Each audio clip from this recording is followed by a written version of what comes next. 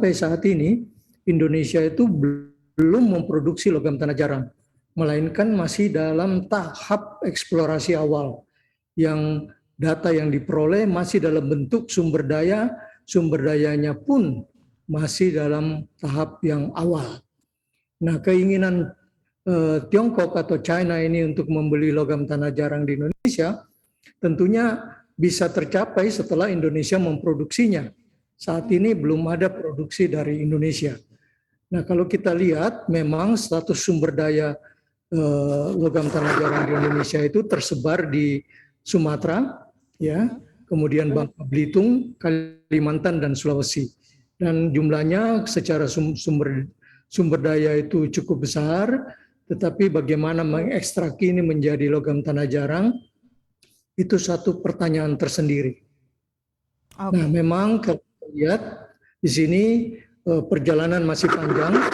Dan pemerintah melalui Kementerian SDM memang sedang fokus untuk monasit yang mengandung thorium di Pulau Bangka dan Belitung.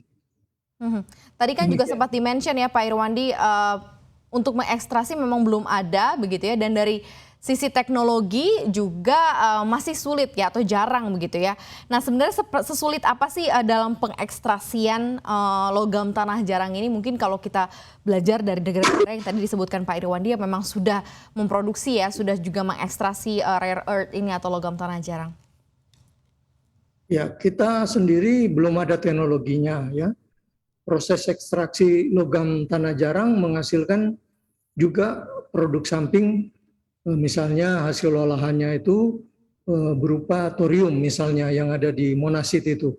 Nah, ya ini juga begitu masuk ke area yang namanya bahan thorium seperti ini, harus dalam hal ini yang berwenang adalah yang namanya Badan Tenaga Nuklir Nasional.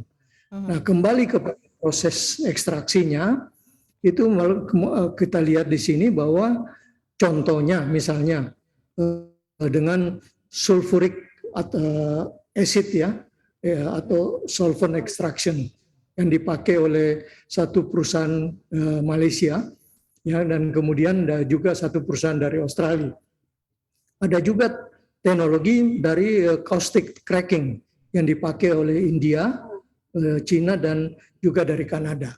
Nah, saat ini pemerintah Indonesia melalui tentunya Kementerian SDM dan khususnya PT Timah itu sedang bernegosiasi dengan beberapa perusahaan dari negara-negara yang saya sebut tadi untuk bisa mengolah logam tanah jarang yang datang dari slag dari Timah maupun dari tailing dari Timah, nantinya untuk mendirikan pengolahan di sana. Berarti ada planning sebenarnya, mungkin dalam jangka dekat atau dalam jangka panjang nih dalam proses pengekstrasian rare earth ini Pak Irwandi, apakah sudah termasuk dalam timeline begitu akan ada ekstraksi logam tanah jarang sehingga nanti implementasi untuk aslinya keinginan China mungkin ya untuk bisa memborong itu benar-benar terrealisasi Pak Irwandi? Ya, terrealisasinya mungkin masih lama ya, tetapi memang usaha dari PT Timah bernegosiasi dengan beberapa perusahaan dari negara-negara yang saya sebut tadi, Kanada, China, kemudian Malaysia dan sebagainya. Nah, namun sampai saat ini memang sudah cukup jauh, tetapi belum mendapatkan satu hasil yang final. Tetapi usaha ada. Usaha ada ya. Sebenarnya bisa untuk apa saja sih logam tanah jarang ini? Mungkin secara awal masyarakat juga perlu tahu bahwa ini adalah salah satu harta karun lagi mungkin ya di dalam negeri yang harus di ekstrasi, yang harus kemudian diberdayakan mungkin nanti jatuhnya untuk kebutuhan dalam negeri juga. Tapi sebenarnya biasanya difungsionalkan untuk apa saja sih, bahan baku apa saja, atau kemudian jadi barang jadi apa sebenarnya si rare earth ini Pak Irwandi?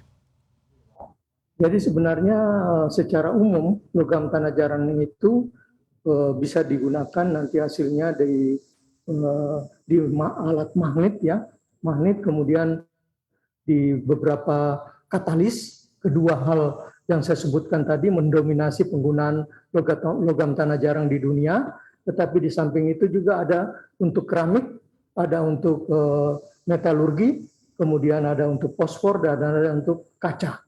Dan kemudian ada penggunaan-penggunaan lain. Penggunaan-penggunaan lain itu tentunya melengkapi dari penggunaan yang secara umum tadi. Nah, kalau kita bicara di Indonesia, kita penggunaan itu ya berdasarkan roadmap dari industri 4.0, saat ini fokus pengembangan industri logam tanah jarang di Indonesia menjadi 3 ranah industri. Yang pertama itu adalah industri elektronik, yang kedua adalah industri otomotif, dan yang ketiga kalau kita lihat di sini adalah industri dalam bidang pertahanan, industri pertahanan. Nah, ketiga ini sedang berlangsung di Indonesia, tetapi bahan-bahannya masih impor. Ya, bahan-bahannya masih impor. Demikian, Bu.